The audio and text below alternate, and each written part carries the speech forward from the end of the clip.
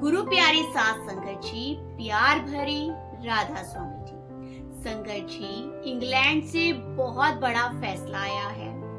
जो सहारनपुर संसद में जा रहे हैं उनके लिए बहुत बड़ी खबर आई है। 1 महीना पहले हम आपको ये खबर बताने जा रहे हैं कि अगर आपने ये खबर नोट नहीं की तो आपको आने वाले सत्संग में बहुत ज्यादा दिक्कत का सामना करना पड़ सकता है। उससे पहले हम इस बात को भी नोट कर ले कि इसका हमें क्या लाभ होगा। कौन सी ऐसी बात हुई है, कौन सा ऐसा फैसला लिया गया है और सरकार ने भी बाबा जी के कहने पर फैसला लिया है। ये खबर क्या है हम आपको पूरी तरह से बताने जा रहे हैं। शुरू करने से पहले आप सभी के चरणों में प्यार भरी विनती है कि आप हमारे इस चैनल को सब्सक्राइब जरूर कीजिएगा, बेल आइकन पर ऑल का बटन जरूर दबाइएगा और कमेंट के अंदर राधा स्वामी भी जरूर लिखिएगा और बताइएगा कि आप किस शहर से हमारे इस सत्संग को सुनते हैं। आपको पता है कि भंडारों की तैयारियां अब शुरू हो गई है। अब जो इंडिया का दौरा है वह चलने वाला है। 1 और 2 तारीख को बाबा जी और हजूर महाराज जी सहारनपुर में दर्शन देंगे।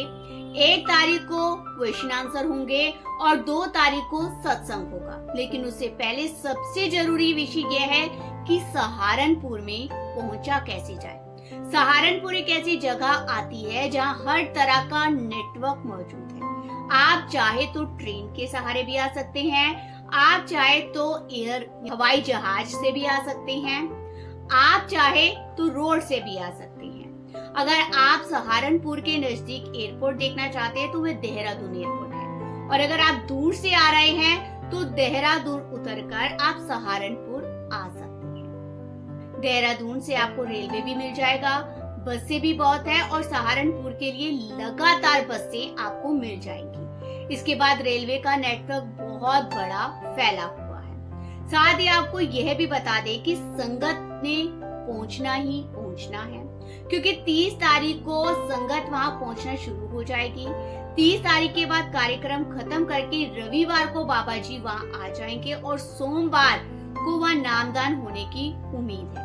सोमवार मंगलवार को नामदान होगा, यानी कि 31 तारीख को और 1 तारीख को। यह तो वहां नामदान होगा तभी पता चलेगा। फिर उसके बाद रेलवे का भी एक नेटवर्क है। सड़क से बस से भी मिल जाती हैं और बस स्टैंड से भी, आप रोड से भी कार वगैरह कर सकते हैं। रेलवे ने इस बारे में एक बहुत बड़ी घोषणा की है, क्योंकि जो पिलखनी सेंटर उसकी नजदीक 2 स्टेशन पड़ते हैं। एक तो सहारनपुर पड़ता है और उसके सबसे नजदीक जो है स्टेशन कुछ किलोमीटर की दूरी पर है।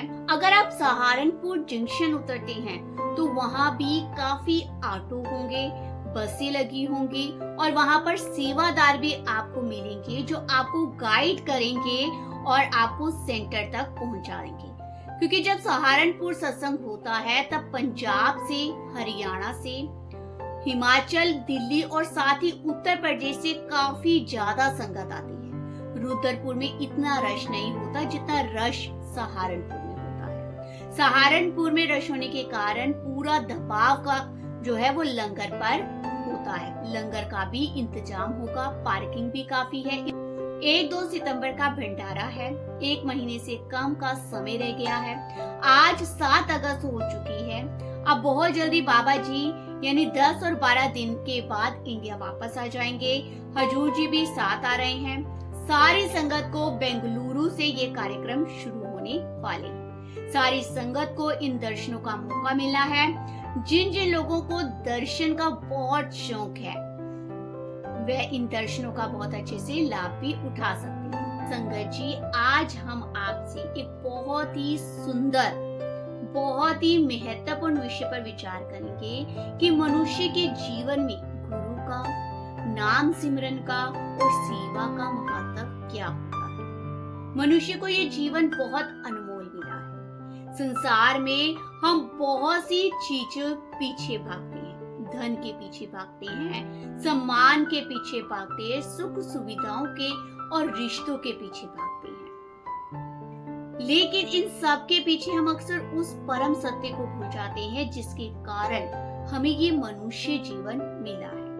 संतों ने हमें हमेशा समझाया है कि संसार की हर वस्तु नश्वर है। आज जो हमारे पास है जरूरी नहीं कि कल वो हमारे पास हो, लेकिन यदि जीवन में सच्चे गुरु का मार्गदर्शन और हमें नाम की कमाई मिले तो यही जीवन हमारा सफल हो जाएगा। देखो, दो यात्री और हम गुरु की एक साखी से इस बात को स्पष्ट करते हैं। एक बार दो यात्री थी, एक संत के पास पहुंचे। दोनों ने ही संत से पूछा, महाराज जी हमें परमात्मा की प्राप्ति कब होगी? संत ने दोनों को एक एक दीपक दिया और कहा कि इस दीपक को लेकर उस रास्ते पर चलो, लेकिन ध्यान रखना रास्ते में हवा बहुत तेज हो। पहला व्यक्ति कुछ दूर गया और हवा चलने पर उसका जो दीपक था हाथ से ढकने लगा। वे बार बार पीछे मुड़कर देखता रहा कि कोई उसे देख तो नहीं रहा। दूसरा व्यक्ति भी उसी रास्ते पर चला। उसने अपना पूरा ध्यान दीपक पर लगा दिया। रास्ते में बहुत कठिनाइयां आई, लेकिन उसने दीपक को बुझने नहीं दिया। जब दोनों वापस संत के पास पहुंचे तो संत ने कहा कि पहले व्यक्ति ने रास्ते की चिंता अधिक की, इसलिए उसका ध्यान बार बार भटकता रहा। दूसरे ने अपने दीपक की लो को बचाने पर ध्यान दिया, इसलिए वह मंजिल तक पहुंच गया। फिर आगे संत ने उसे बहुत ही प्यार के साथ और बहुत ही निम्रता के साथ समझाया, मनुष्य का जीवन भी इसी दीपक के समान है। संसार की हवाएं हमें बार बार विचलित करती है। यदि हमारा ध्यान नाम का और गुरु की ओर रहेगा तो जीवन की कठिनाइयां हमें हमारी मंजिल से दूर नहीं कर पाएगी। साथ संगत जी, हमारे जीवन में भी यही होता है।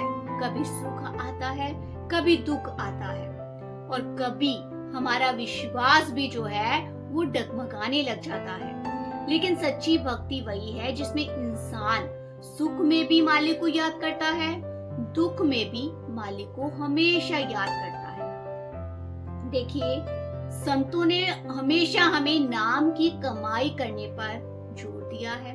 संत हमेशा कहते हैं कि नाम सिमरन करो, अभ्यास करो। हम बैठकर सिमरन करना चाहते हैं, लेकिन मन कभी पुराने किसी याद कराता है तो कभी हमें भविष्य की चिंताओं में डुबो देता है, कभी संसार की इच्छाओं में उलझा देता है। हमारा जो मन है ना, वो बहुत ही ज्यादा चंचल है। एक पल में वह यहाँ होता है और दूसरे पल में कहीं और चला जाता है। इसे हमें धीरे धीरे अपने मन को अभ्यास में लगाना है। सिमरन केवल कुछ मिनट बैठकर करने की चीज नहीं है। सच्चा सिमरन वह है जिसे हमारे जीवन में पूरा बदलाव आ जाए। हर वक्त हमें उस अकाल पुरख, उस परमात्मा का नाम याद रहे। देखिए, सच्चा सिमरन हमारे जीवन को बदल देता है, हमारे विचारों को अच्छा करता है, हमारी वाणी को मीठा मधुर करता है। हम किसी दुख को महसूस नहीं कर सकते। कोई दुख अगर हमें मिल जाता है या कोई सुख हमें मिलता है तो हम ज्यादा खुश नहीं होते, मतलब हमारे अंदर एक ठहराव सा आ जाता है। हमें अपने कर्मों को सुधारने का मौका मिलता है। हर स्थिति में मालिक को याद रखने का एक अच्छा अनुभव मिलता है। अब देखिए, एक मिट्टी का घड़ा। एक व्यक्ति रोज एक संत के पास जाकर कहता, महाराज जी मैं एक बहुत ही ज्यादा सिमरन कर रहा हूँ, लेकिन मुझे कोई भी अनुभव क्यों नहीं होता। तो संत ने उसे एक मिट्टी का घड़ा दिया और कहा, इसे रोज नदी में डुबो दिया करो। वह व्यक्ति कई दिनों तक ऐसा करता रहा। एक दिन उसने कहा, महाराज जी इस घड़े में तो पानी टिकता ही नहीं, यह तो खाली रहता है।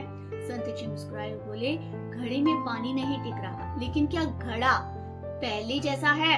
उस व्यक्ति ने देखा कि रोज पानी में जाने से घड़ा साफ हो गया। संत बोले, इसी तरह ही सिमरन का फल भी हमेशा तुरंत नहीं दिखाई देता, लेकिन लगातार अभ्यास करने से, लगातार सिमरन करने से मन की जो गंदगी होती है वो धीरे धीरे साफ हो जाती है। जैसे हमारे अंदर काम, क्रोध, लोभ, मोह, अहंकार, ये जो 5 चोर है वो धीरे धीरे सुधरने लगते हैं। संगत जी, हमें अपनी साधना का हिसाब, हमें अपनी साधना का परिणाम नहीं देखना।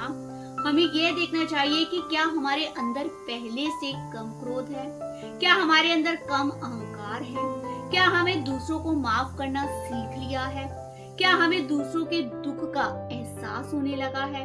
अगर हाँ, इन सब का आंसर अगर हाँ में आता है तो समझिए कि हमारे अंदर की सफाई होनी शुरू हो गई है। हमारा जो मन है वो बिल्कुल साफ होना शुरू हो गया है। गुरु केवल हमें रास्ता दिखाने वाले नहीं होते, बल्कि वे हमें उस रास्ते पर चलने के लिए प्रेरणा भी देती है। कई बार इंसान किताबें पढ़ता है, बहुत ज्यादा ज्ञान भी सुनता है, लेकिन जीवन में परिवर्तन नहीं आता। क्यों?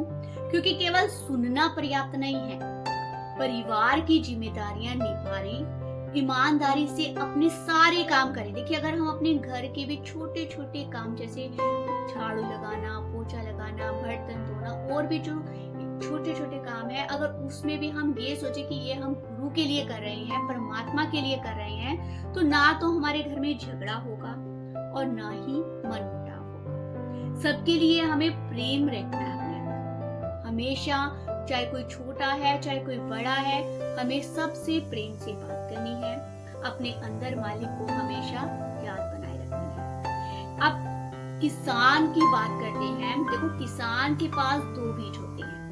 उसे एक बीज को संभाल कर अलमारी में रख दिया और दूसरे बीज को उसने मिट्टी में बो दिया। अब कुछ समय बाद दूसरा बीज जो है वो पौधा बन गया और पहला बीज वैसा का वैसा रहा, क्योंकि उसको मिट्टी में नहीं दबाया। अब किसान के बेटे ने पूछा, पिताजी आपने एक बीज क्यों बचा कर रखा? किसान ने कहा, मैं उसे खराब होने से बचा रहा था। बेटे ने कहा, लेकिन जो मिट्टी में गया वही तो पेड़ बना।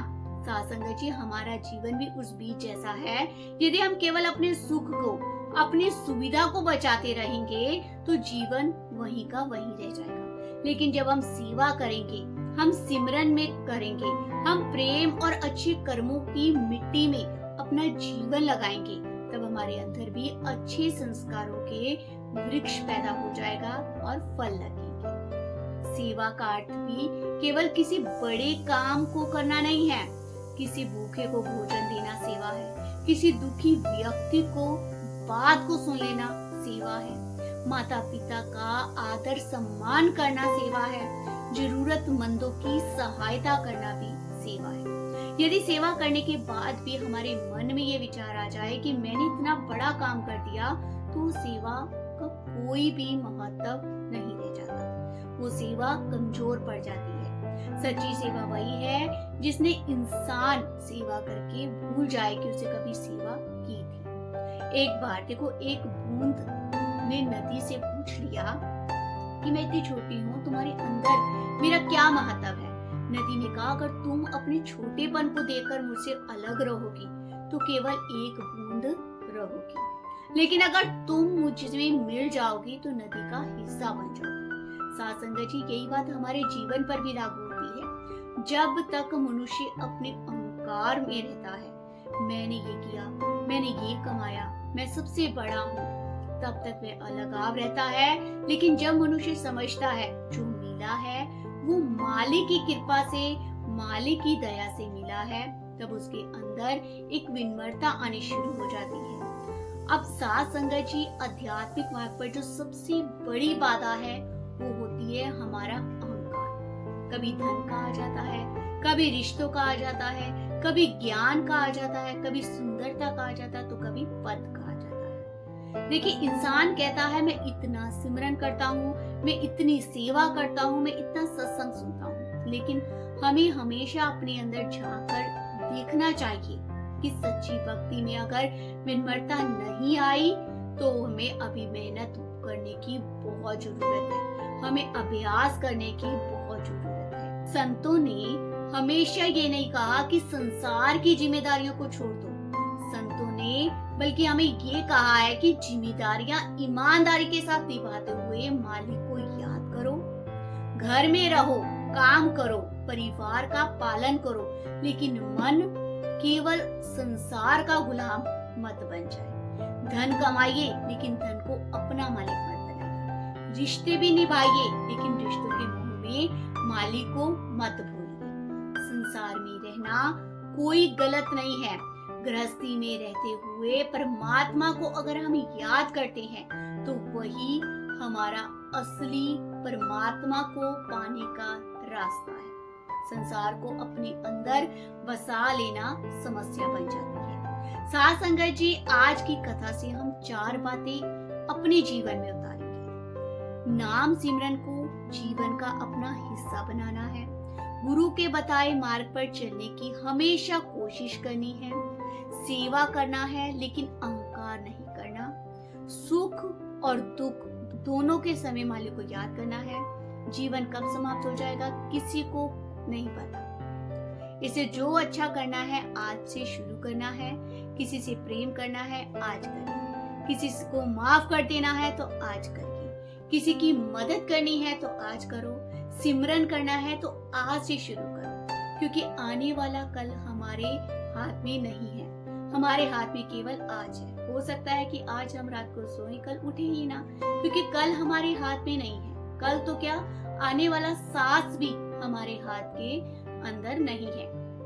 इसे जो करना है वो इसी पल में करना है। अगर हम किसी को माफ करना है तो अभी माफ कर दीजिए। अगर किसी से प्रेम करना है अभी करिए। किसी को मदद करनी है तो अभी करिए। सिमरन करना है तो अभी कीजिए। इसलिए इस अनमोल मानव जीवन को व्यर्थ की चिंताओं में, क्रोध में, ईर्ष्या और अहंकार में ना गवाएं। हर दिन कुछ समय परमात्मा के लिए, नाम सिमरन के लिए जरूर निकालें। अपने कर्मों को अच्छा करें। अपने मन को हमेशा शांत रखें।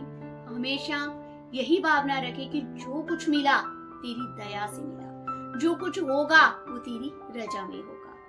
राधा स्वामी जी, सत्संग का यही उद्देश्य है कि हम केवल सुनकर ना जाएं, बल्कि अपने जीवन में थोड़ा थोड़ा परिवर्तन जरूर लाएं।